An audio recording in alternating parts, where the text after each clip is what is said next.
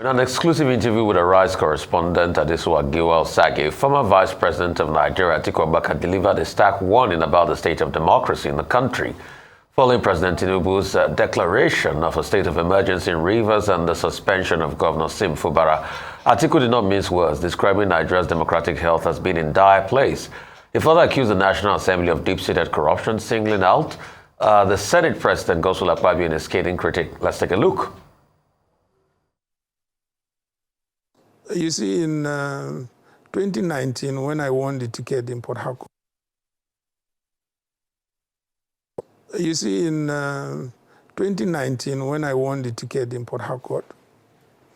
and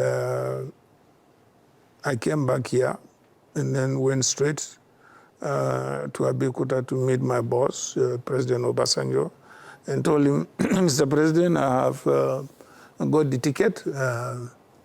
So he asked me, he said, okay, from where is your running mate going to come from? I said, of course, it's either southeast or southwest. He said, no, leave southwest.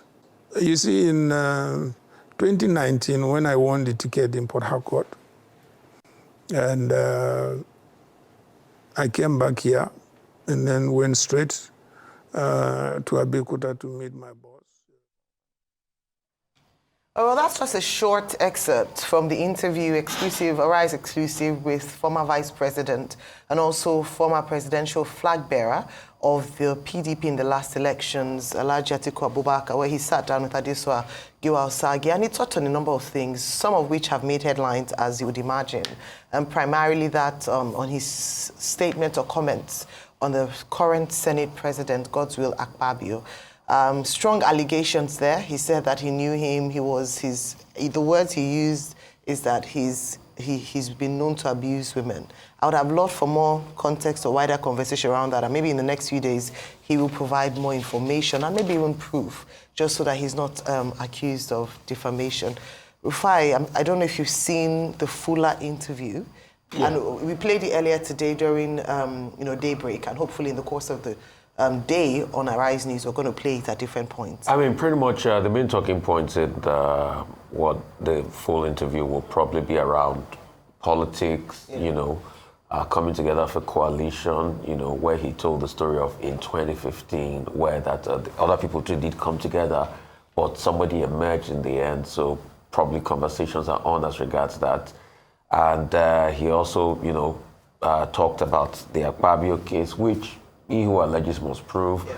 Akpabio also has the right of rebuttal, and I'm sure very soon he will put his very strong worded message out. I'm sure his lawyers will also take it up with Atiku Abubakar. He also talked about generally the state of the country, talked about the state of emergency in the country. I mean, I talked about many things in the land, pretty much saying that it was a dire time for Nigeria politically, and the fact that, every part must come together when he was talking about his coalition and all of that. I think at the entry point of the interview, I think he was talking about one of a near-death experience, and all of that in his life and all of that.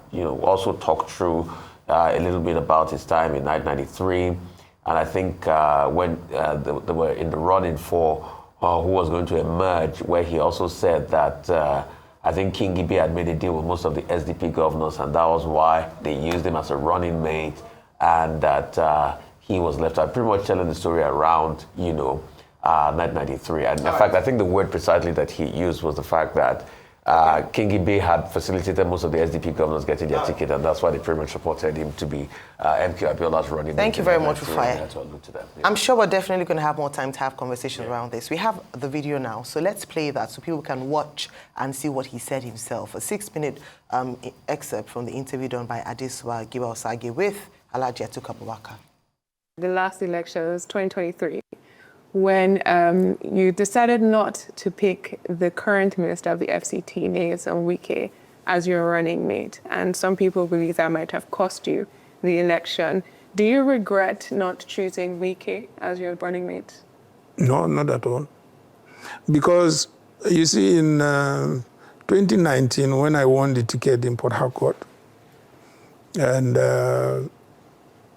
I came back here and then went straight to Abeokuta to meet my boss, President Obasanjo, and told him, Mr. President, I have got the ticket.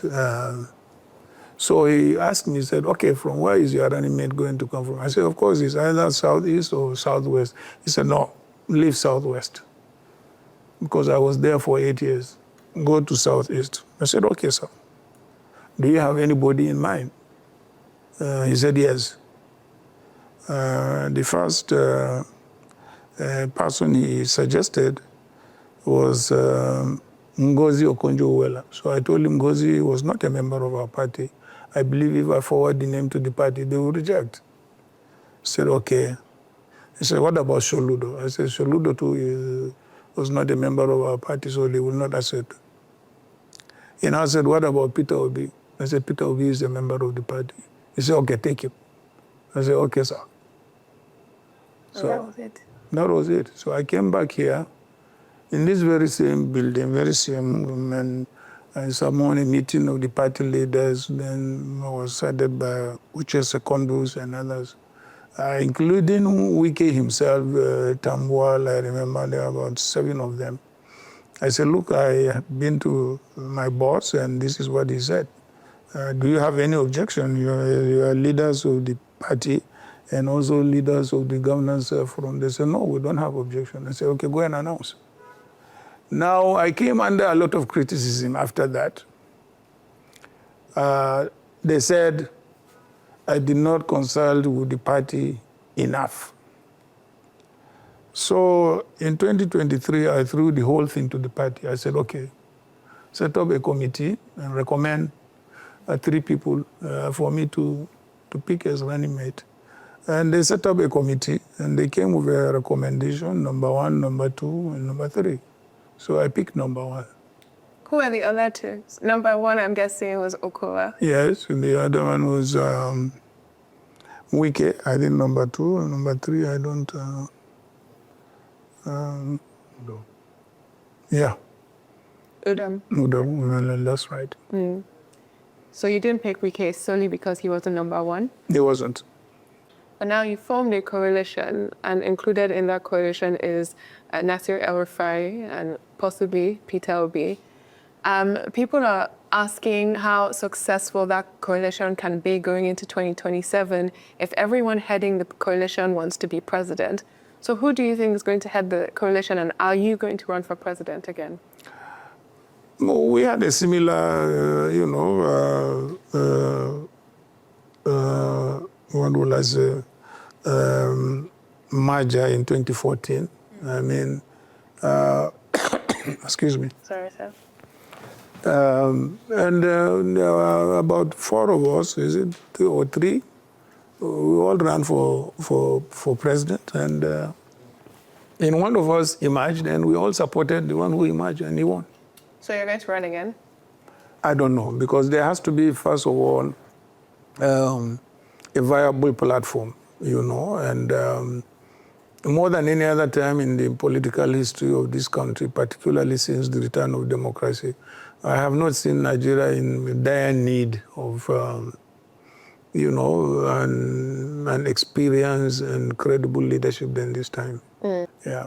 Yeah, the new president of Namibia is a woman, and her vice president is also a woman. Yes, I'm aware. Yeah, she recently spoke a bit in support of Senator Natasha Akpabio, who's a woman senator in Nigeria, who's currently going possibly a recall process, but she's currently been suspended from the Senate. And a lot of people view her suspension as meaning that the PDP is weak or opposition is weak. Do you believe that the PDP has been weakened in the time? Yes, definitely. The PDP is weak because we have a compromised leadership in the party, and there is no doubt about that. Were you surprised that the state of emergency passed so easily in the National Assembly?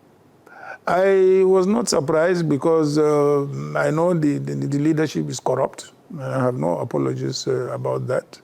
And they could do anything. And the Senate president is known actually to be, to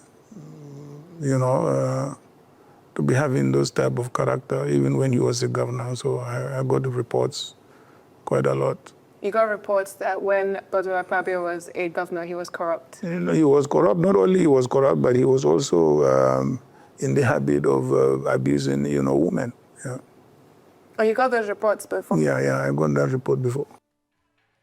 Okay, that interview there by Adesuwa Sage with former Vice President, former presidential candidate Atiku Abubakar, the Waziri Adamawa.